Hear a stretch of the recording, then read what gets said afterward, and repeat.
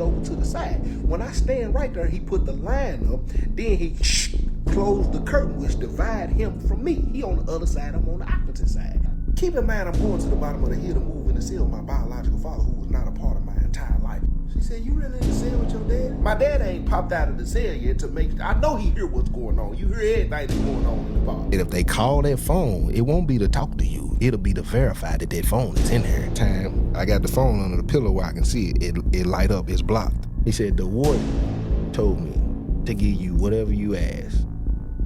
But you know what we want. Imagine being locked up with your father. I don't know how to feel about this situation. Should I be happy that I got somebody close to me? Or should I be sad that we both in here together? As soon as I heard this story, I thought of Karl Marx and the conflict theory and how it's systematically set up for the bourgeoisie to eat off of the proletariat.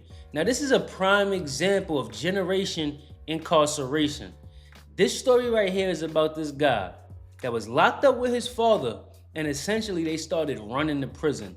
But the story gets crazy. You already know what it is. It's your boy Supreme Intelligence, Bob Lee Swagger, Mr. Swagger, the chosen one. God lives on Staten Island. Let's get right into it. So boom, part one of dating, getting engaged, and narcotics from a correction officer, the police. So my daddy get me transferred for the second time to the prison where he at. When I get up there, I'm expecting to go straight to the unit where he at. He at the bottom of the hill. They take me to the top of the hill. When I go in the unit, somebody, hey, little Joe T, what you got going on? I'm like, man, nothing, just came down here from Turner Center. They said, man, what cell you going in? I say, the cell I'm going in. He said, oh, you ain't trying to go in there. Go on, tell the CO right now you refuse the cell. If you've been to the penitentiary, then you already know this can mean a couple of things as to why you don't want to go in this cell. 9 times out of 10, it's a boy in the cell. So I said my stuff by the door. A couple of people I'm familiar with come over there. Man, he ain't trying to go in there. By that time, my cellie walk over there. Oh, you my cellie? Everybody, man, I told you, Joe T, he cool, but you ain't trying to go in there. I said, look, y'all hold on real quick. I said, cellie, step in with me. I'll let you real quick. We walk in the cell. He pop off immediately. Look, I understand, you know what I'm saying, but this my cell. I said, first of all, cellie, quit doing your hand like that. Man, look, I said, look, I just got off the bus road 8 to 10 hours. I said, I ain't even going to be in here long. I said, my dad at the bottom of the hill. He going to get me moved down there in the morning. I said, man, I'm just trying to lay down and go to sleep. Oh, you good. I ain't worried about that. But who is your daddy? I said, again, could you quit doing the... He was like, all right, whatever. I said, Joe T, my dad. He said, Joe T, your daddy. I said, now, look, oh, no, wait a minute. Y'all want to hear the rest of the story? Part two of dating, getting engaged, and narcotics from a correction officer, the police. So once the boy let me know that he know my dad, he asked me, did I want to get on the jet? That's penitentiary lingo for a cell phone. I said, yeah, I need to hit him up. He said, hold on, stand over here real quick. So I stand over to the side. When I stand right there, he put the line up. Then he closed the curtain, which divide him from me. He on the other side, I'm on the opposite side. I heard the water turn on. Me being in the penitentiary, I'm already knowing what time it is because I seen his legs go like this, which means he went up in the middle of his body, the glove compartment, and pulled out the phone and washed it off. Then he said, here you go. I already done wiped it off. You already... I said, let me call my daddy. I get the phone. He already got my daddy number in the phone. I hit him up. My daddy. What up? I said, man, what you got going on? He said, man, boy, I'm glad you're here. They told me you got off the train. I said, you need to get me down there first thing in the morning. He said, tell your dad I need some tobacco too. He said, who they got you in the cell? I said, who phone I'm calling you from? I don't know. I ain't got no number saved in the phone. I said, man, they got me in the cell. What's your name? He said his name. He said, man, I said, man, you need to get me out of this cell first thing. And he, all right, Big Joe, I better get a deal on that tobacco too. Y'all want to hear part 3? Okay, so boom, part 3 of dating, getting engaged, and getting narcotics from a correction officer, the police. So the morning come, hey, Baker, pack your stuff up. You going to the bottom of the hill. I hurry up, grab my stuff, didn't even unpack, put it in the car, boom, rolled out. Keep in mind, I'm going to the bottom of the hill to move in the cell with my biological father, who was not a part of my entire life. Soon as I walk in the unit, people, hey, what's going on with you, little Joe? I don't know these people from a can of paint. They talking to me as if they already know me. They telling me stories about me. My daddy must have already done told them that I was coming. My dad ain't popped out of the cell yet to make, I know he hear what's going on. You hear everything that's going on in the park. So I get my stuff, boom. They give me a little hospitality. They help me carry my stuff to the, I get to the door. Boom, boom, boom, boom. Daddy, pop the door, man. He popped the door. Fire. I'm looking at him, he looking at me, we looking at each other. I'm talking about same milk dud here. He talking about, man, what's up with you, boy? I grab, you know what I'm saying? I go on and two-piece him in the chest. Pop, pop. So I look around, I start examining the cell. I said, oh, he a little institutionalized. He got a rug on the floor. He got stuff hanging up on the wall. I'm looking at how tight his bed stuff tucked in. Then he tell me, you can put your stuff right here and right here. I said, now look, what we ain't finna do, I know you've been locked up a long time, and a lot of people been locked up a long time. When you the first person in the cell, you feel like this is your cell. He said, man, look, I ain't trying to. I said, look, this is the penitentiary. I'm gonna put my stuff where I wanna put it. We live in here together. He said, boo, I'm gonna tell you something. I said, nah, I'm gonna tell you something. Man, you been locked up my entire life. Ain't no way I'm finna walk in this cell and you think you finna tell me what I can do, when I can do it, and how I can do it. Man, I just started putting stuff all over the cell, all because I really felt some type of way. I ain't had a chance to let it out yet. But that's a whole nother story. About 2 months go by. Hot Rod come to the cell. Pop, pop, pop. Hey, Lil Joe. I said, man, what's up? I popped the door. Pop. He walk in. Man, bless his head. He said, man, come out here real quick. Come outside real quick. I want you to see something. My daddy looking out of the back window. He sees a whole bunch of people crowded out there. He stand up and say, hold on, man, where you taking my son, man? He ain't going out there. There's too many people out there. What they got going on? I said, man, no, you ain't trying to be a father now. You ain't never tried. Man, what is you talking about? I said, man, I'm finna go outside. He said, man, Hot Rod, what's going on out there? He said, there ain't nothing, just a new little John out there. You don't know what a John is. They let me know you ain't never been to the penitentiary or been to Memphis. And if you ain't never been to the penitentiary or Memphis, I advise you to never go to both, either one of them. So I walk outside and I notice it's a little Indian junk at the gate. All these people lined up because they trying to see her. You got people out there with their shirt off. You got the dope boys out there, penitentiary fresh with their Timbs on, necklace on, little watch on, shades on. When I people all that, I just hang back low, you know what I'm saying? I ain't finna be one of them dudes she done caught eye contact with and think, you know what I'm saying, you trying to pull her, so I'm gonna be the one that's gonna not pay her no attention. I go back in the unit, my daddy asked me what that was about. I said, man, they out there, you know what I'm saying, trying to look at the gal. I said, but look, I'm gonna get her. Y'all want to hear the rest of the story? Part 4, dating, getting engaged, and getting narcotics from a correction officer, the police. So about 2 or 3 weeks done went by in the park. I'm working in the wood plant at the time, which means I ain't in the park half of the time. So the little time that I am in the park, I don't even say much to her because in my mind, I'm trying to manipulate the situation. I'm trying to make her feel like that's the one dude who don't never say nothing to me. That's the one dude who ain't acting outside of his body trying to get my attention. That's the one dude that ain't working out with his shirt off or always coming up and asking me to get toilet paper. So I come in from work one day, you know what I'm saying? I grab the ice chest to go downstairs and get me some ice. As I'm walking down the steps, I see she look at me. I hurry up and cut my eye. I don't even look back at her. As I'm walking back, she said, hey. I just kind of look and keep walking. She said, hey, you. I go to the, get the ice. Picked up, I'm walking back. She said, you don't never come out. I said, ain't nothing out here worth me looking at. And kept on walking. She said, huh? Kept on walking. She grabbed her chart. I'm guessing she's looking to see who my cellie is.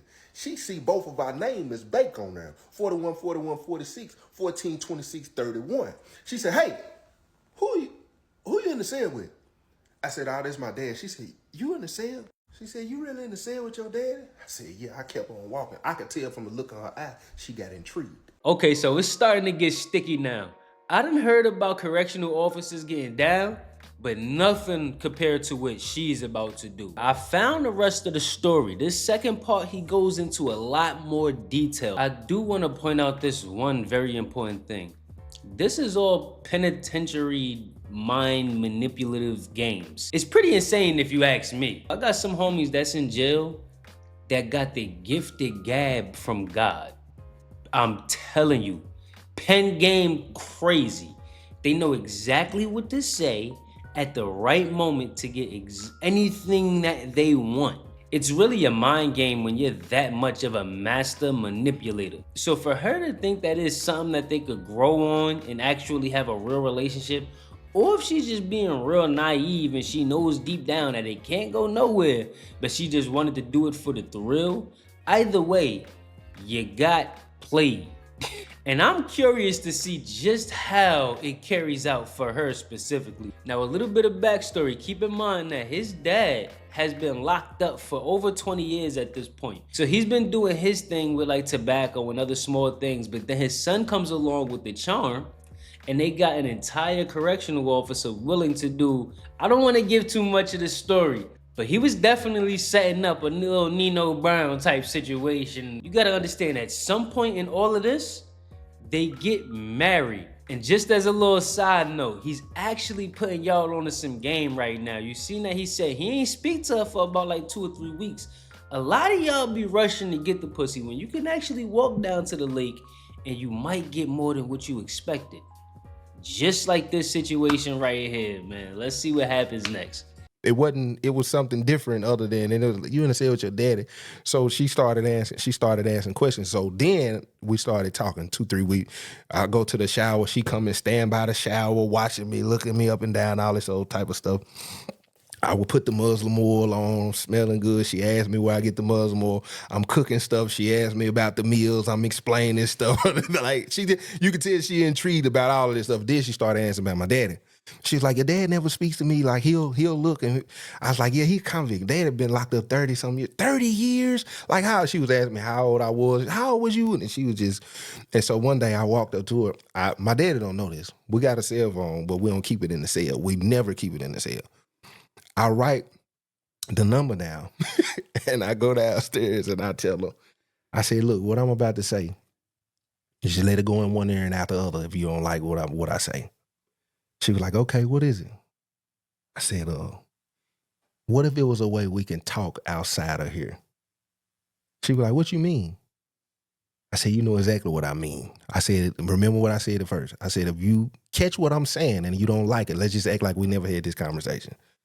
She was like, and she was just kind of looking like she wanted to answer, but she wasn't sure if I was trying to set her up. I said, don't say nothing. I said, in the staff bathroom, because that's where our toilet paper was at, we can go in there and get toilet paper. I said, I went in there to get toilet paper. I said, I taped a piece of paper under the sink in the staff bathroom. I said, I'm going to walk off. I said, I ain't going to talk to you the rest of the day. I said, you go in there, you get that piece of tape. I said, you can hit me blocked. And she was like, and I walked off. So I go in the cell. I said, hey, Dad, I said, I got to call. I said I had to call my daughter, his granddaughter. I said, I got to call Samara tonight. I got to kiss her. I said, so I'm going to keep the phone in the cell. He said, and if they come in here and get your phone, you know you're going to take their charge. I said, you got 2 life sentences. I ain't taking no charges. You taking all the charges.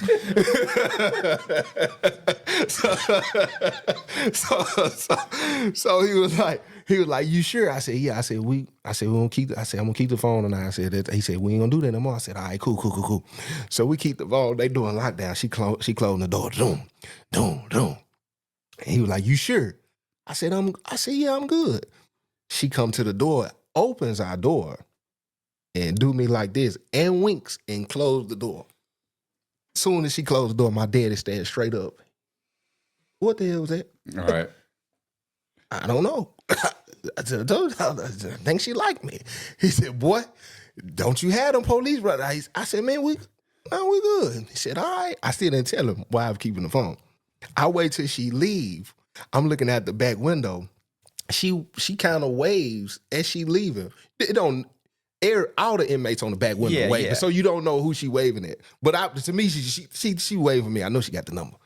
So she get to the parking lot, and I'm thinking she getting out. I'm waiting this about 30 minutes. I said, hey, Dad, I said, I'm gonna tell you something. He said, what's up? I said, look, man, I gave her the number. He said, do what? He stand up again. He said, what you say? I said, I gave her the number. She gonna call me block. I said, I told you I was gonna get her. He said, go on, pack your stuff up, boo. Go on, get your stuff. Go on, pack your stuff up. I said, for what? He said, if they call that phone, it won't be to talk to you. It'll be to verify that phone is in here. Right.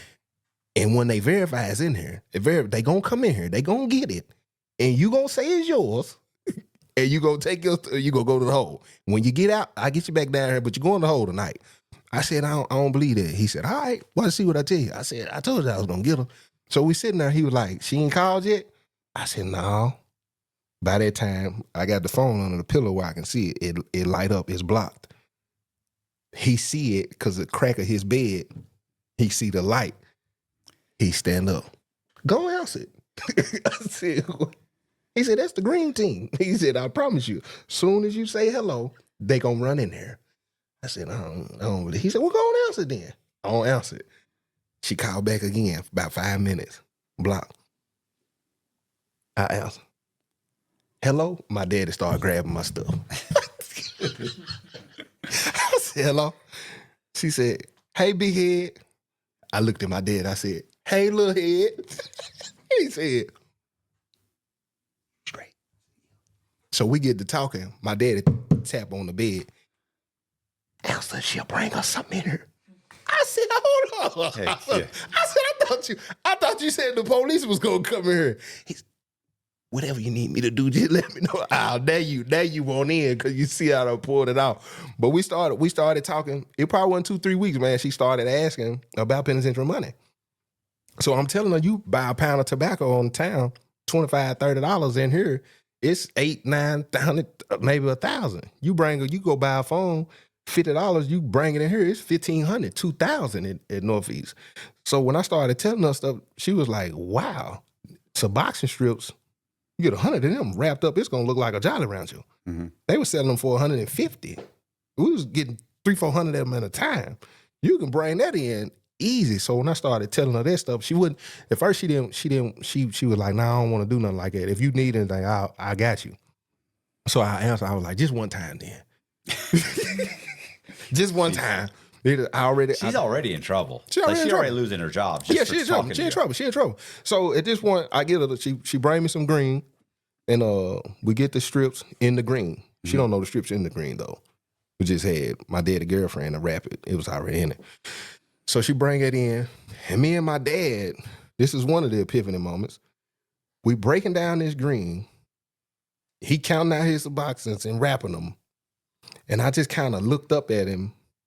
And I was like, this is crazy. Like, this is like, how? Like, what is going on? And he don't seem to be faded at all. Like, your son who's in prison, then like we sitting here and we basically kind of started running the prison through her. Like, we was getting 2-3 ounces at a time at one point, and we was just running it. And I get up to use the bathroom one night. My daddy was snoring, and I flushed the toilet. I went to wash my hands. And when I flushed the toilet, he kind of turned around. And I remember looking at it, and I was like, I'm really in the cell with my daddy. Like, this is not okay. Like, this is insane. Like, we are just doing way too much at this point. Like, this is, and then it wasn't too long after that, I bought a ring, had his girl, I had it shipped to my daddy's girl house. She lived in Virginia, which ain't far from Northeast. So I had her to meet the Indian girl, give her the ring. She brings it in, gives it to me. She don't know I'm finna propose. But this is listen, this is all penitentiary mind games though. This is insane. So we had a rock man, you got the rock man who take the trash out. And in Northeast, when you take the trash out, it's a blind spot. Because at this point, we got them eyes in the sky, and they can see a fly moving his antlers on you. So when you go through these doors, she always locked that main door, and then right in that hall space in them stairs, it's a little. We got a quick window. So we would go, and instead of walking the trash all the way to the trash, I would slang the trash to buy me some time. So she would open the back door, I slang the trash, whether I make it or not, close the door, I get a little window, we kiss, freak, whatever. We do that a few times. She don't know I'm finna pop the question, but she started talking about she didn't want to bring it no more. So now I got to speed up answering the question. So, because we got to keep this rolling, because at this point, we $4,000-$5,000 a month. Like, it's insane. So we go back there one night, we take the trash out, boom. She locked the door, she getting ready to open the other door so we can go back out. And I gently grabbed her, turned her around, and I was on a knee in the penitentiary. So look. But when I do it, I had to almost muffle her mouth because she started screaming, "Oh my God!" Like she went crazy. Whoa. You can't. She was like, "I can't believe I was like, no, you gotta." And I'm grabbing her, but I'm freaking at the same time. But I'm like, no. She was like, "Are you serious?" And I put the ring on her, and we said whatever, and we walked out, and it wasn't 2-3 days. People started noticing, like, man, she got a ring on her finger. Like, what's going on? But we kept rocking it for a little minute. And then it was this one last time. I honestly think to this day, I feel like she set us up. I think she did. I think she was tired and I wasn't pulling the plug. So I had 4 ounces of green. And she was like, I'm gonna bring them all at one time. I was like, oh, how you doing that? Like, what you got going on? That's what I'm thinking. 4? You ain't never said you was gonna, you gonna pack it like this. But she was tired. So she brings it.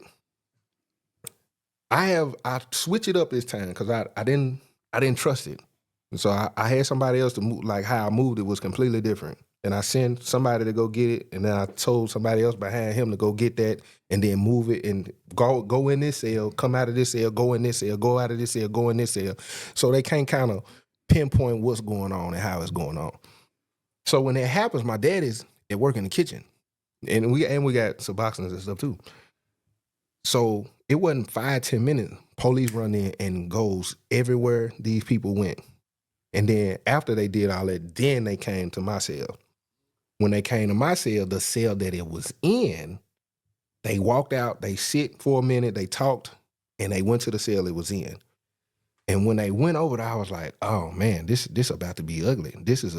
But I'm thinking, I looked at her and she turned away from me, and I was like, she wasn't giving me the sign like, it was the, you gone. That's how I felt. And I was like, did she do that? I know she didn't do that. Like your job is online if you did that. So when they go in the cell, my daddy comes in from work, and when he go in the cell, he taking his apron out. He's like, what's going on? And because the cell's still messed up, and I'm explaining it to him fast. And I was like, they in tiny cell. It's in tiny cell right now. He was like, everything? I said, everything is in there. He was like, what? I said, look, whatever you got left, I said, I'm about to offer some of them Suboxones to somebody to start a fight in the pod right now. He said, do whatever you got to do. I said, all right. I walked out of the cell, called somebody I knew. I said, go down there and you tell him, I said, pop a fight off with anybody in the pod right now. I'm going to give him 5 Suboxones. He went down there. He told him. Next thing you know, boom, he hit, fight breaks out. She starts yelling. Police comes out of the cell where everything is at, close the door and locks it. They got to stop this fight. They run down, take both of them, take them to the hole. When they do that, I look at her, give her the nod. Tiny then say, I need to get in my cell. She yelled at them and say, is the search done? I don't know if they responded or not. She said they said, yeah. I don't know, because they ended up coming back. She ran upstairs, unlocked the door, boom, they went, we moved it everywhere. We ended up cool. After that happened, they ended up putting my dad on pending investigation. They call themselves separating us because they knew that she was dealing with me. They were trying to get to me. I guess they feel like if they separate me and my daddy, I would slip up and they would be able to get me. So they end up putting my daddy in the hole, pending investigation. They come to the cell. They done moved her to a different unit. They come to the cell. Who is 142631? My daddy. He was like, that's me. What's going on? You going on PI. Pack your stuff. They packed the stuff. I'm thinking he was like, most they can do 7 to 10 days after that. I file a grievance, whatever. They got to figure if they ain't gonna charge me with nothing. I said, all right, cool. So he go to pending investigation. He ain't back there 5 days. They sent him to a whole nother prison. Shipped him. They don't tell me till the day after. They're like, yeah, your daddy. And I'm like, they crushed me. At this point, we've probably been in the cell maybe 3, 4, 5 months. We done gained the bond. We done kicked it, got into it. Because he called himself commercial break me. But he called himself trying to take the phone from me one time because his girlfriend called while I was on the phone with my daughter. He called himself trying to chastise me in front of his girlfriend on the phone. So I told him put his shoes on. I was gonna go 1-2 him in there. He probably would have got me, but I was gonna get a piece of him.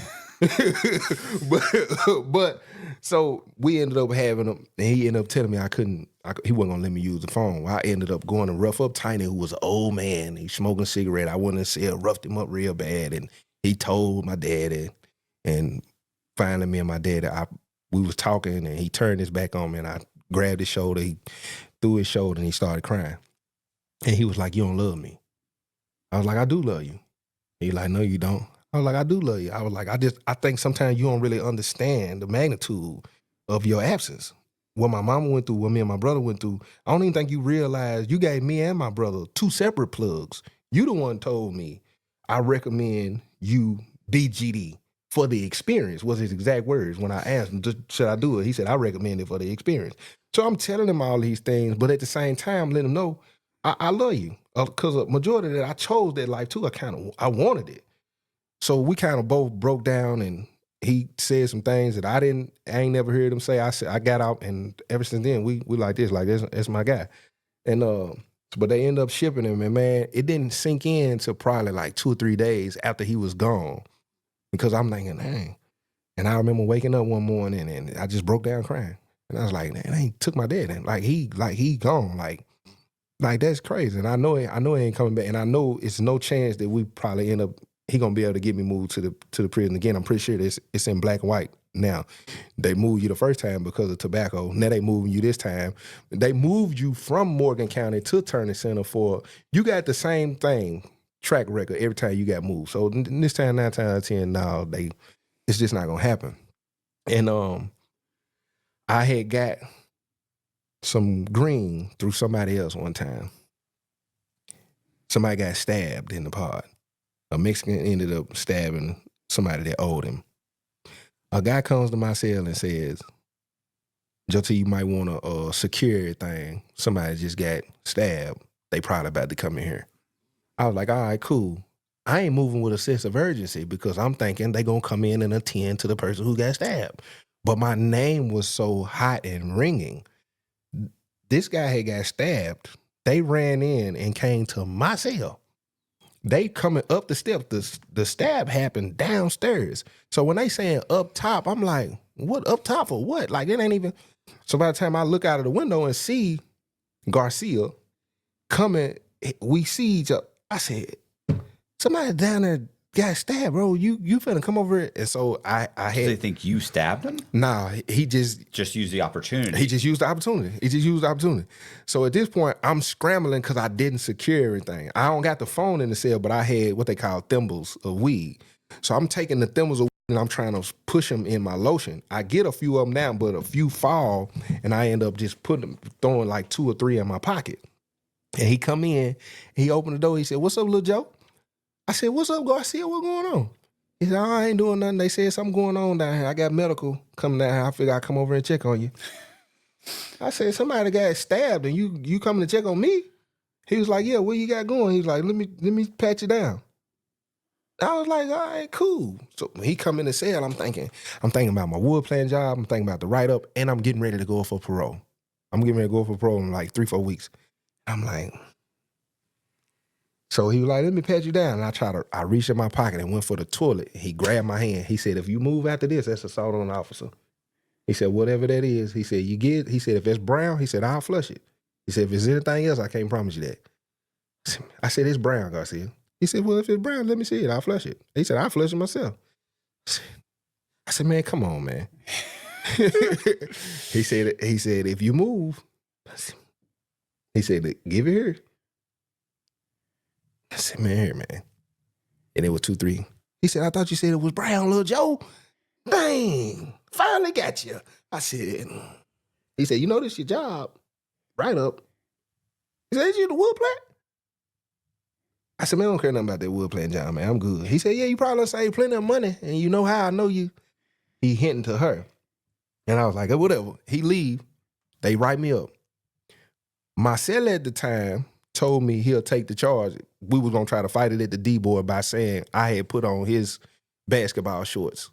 And he was going to say that it was in there. They wouldn't bite for it.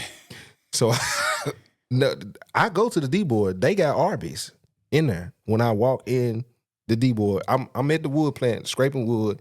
They call me. They need you at the D-board, which is the hearing to go sentencing for the write-up or see what I'm going to take. I go in the D-board.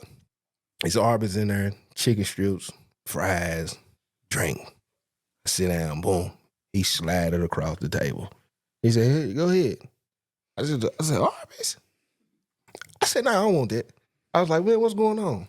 And this is exactly what he told me. He said, listen, about that write-up you got, we can't let you take that. We can't let you take that write-up. I said, well, just throw it out then. He said, that ain't how it's gonna work, though. He said, the warden told me to give you whatever you ask, but you know what we want. I said, what do you want? He said, you know what? He said, come on now. He said, do you love her? I started eating that at Arby's right now. Listen, I ate the Arby's. I don't get me wrong. I ate the Arby's. He said, "Do you love her?"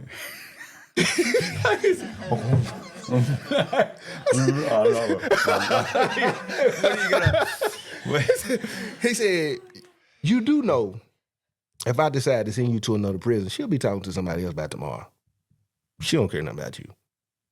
I said, "You sitting up here trying to get me to give you somebody that's the police." He said, "She ain't the police. She's an inmate, and I'm gonna treat her like one when I catch her." He said, "You know what a red line is?" I said, "Nah." He said, "I'm tell you what a red line is.